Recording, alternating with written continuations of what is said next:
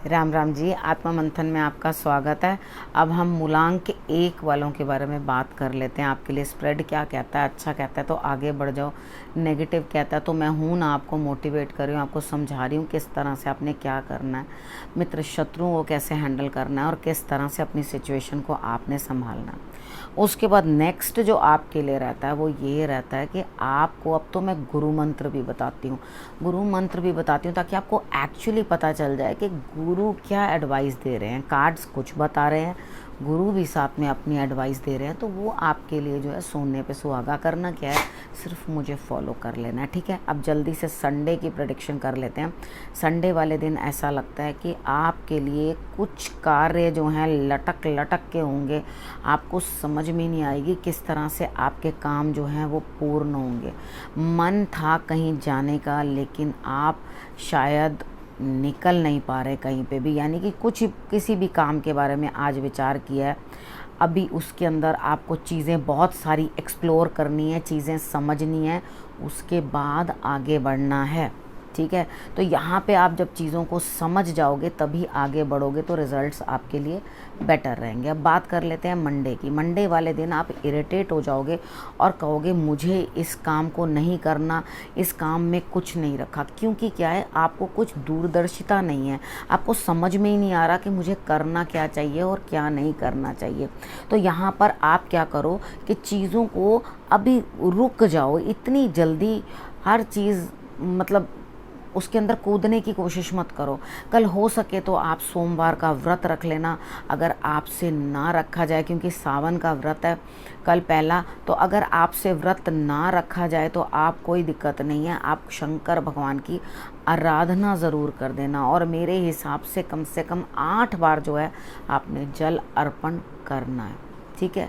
किसी चीज़ से मुड़ रहे हो, दूर हट रहे हो, लेकिन मालूम नहीं है क्यों, ठीक है। तो यहाँ पर आपको ईश्वर जो है अपने आप सब चीज़ें मैनेज करना बता देंगे। थोड़ी देर उनके सानिध्य में बैठ के जो है उनका नाम लेना, ठीक। अब हम बात कर लेते हैं ट्यूसडे की। ट्यूसडे वाले दिन मुझे ऐसा लगता है आप कहीं जा रहे हैं, ठीक है, लेकिन कोई भी खर्चा करने से पहले आप इस तरह से बिहेव करोगे, मैं खर्चा भी नहीं देना चाहता, यानी कि आप जाना तो चाहते हो लेकिन कुछ खर्च भी नहीं करना चाहते, अपना ज्ञान है तो ज्ञान भी किसी को प्रदान करना नहीं चाहते, कोई बात है तो वो भी किसी से शेयर नहीं करना चाहते। अब जब जा ही रहे हो, खर्चा हो ही रहा है तो खर्चा तो होगा ही, वो रुक नहीं सकता, तो खर्चा होगा ही, तो आप इतने कंजूस बन के क्या करोगे, ठीक। तो थोड़ा दिल बड़ा रखना, दिल खुला रखना अपना, और अगर खर्च करने का आता भी है टाइम तो खर्च करो, कोई दिक्कत नहीं है। उसके बाद बात कर लेते हैं वेडनेसडे की।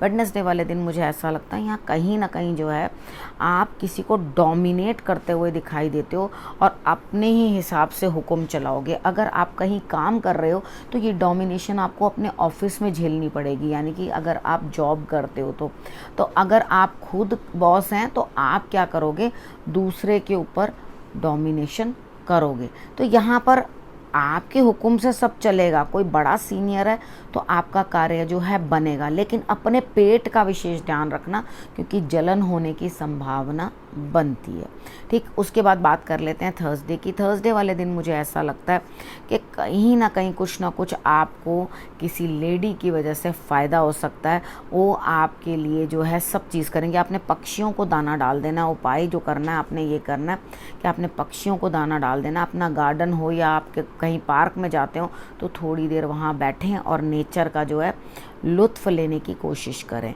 अब यहाँ पर आप मगर वो कर नहीं पाएंगे, क्यों, अंदर से आपको बहुत थकान महसूस होगी, तो आप एक काम करना, केसर का तिलक लगा लेना। केसर का तिलक लगाओगे तो आपके लिए जो है ऊर्जा वापस अंदर आएगी।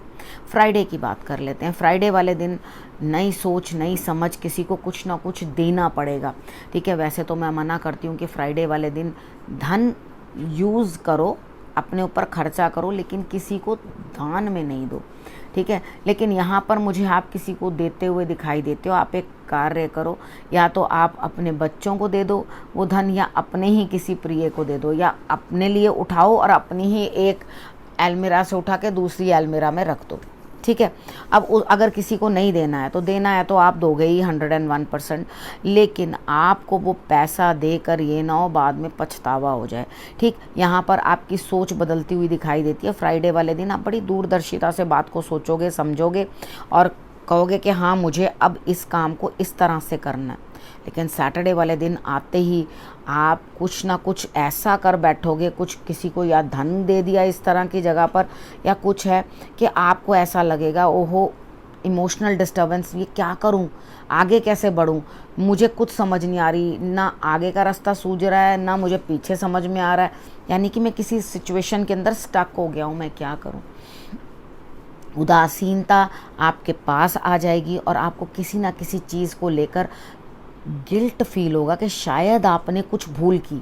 ठीक है, आपको उस गिल्ट को जो है अंदर ही अंदर महसूस होगा और आप परेशान होगे। फिक्र मत करो, फूल लेके भगवान जी पे अर्पण कर देना। आप जिनको भी मानते हो, शंकर भगवान को मानते हो या जिनको भी, अगर शंकर भगवान को मानते हो, हनुमान जी की आराधना करना चाहते हो, उनको पुष्प चढ़ा देना।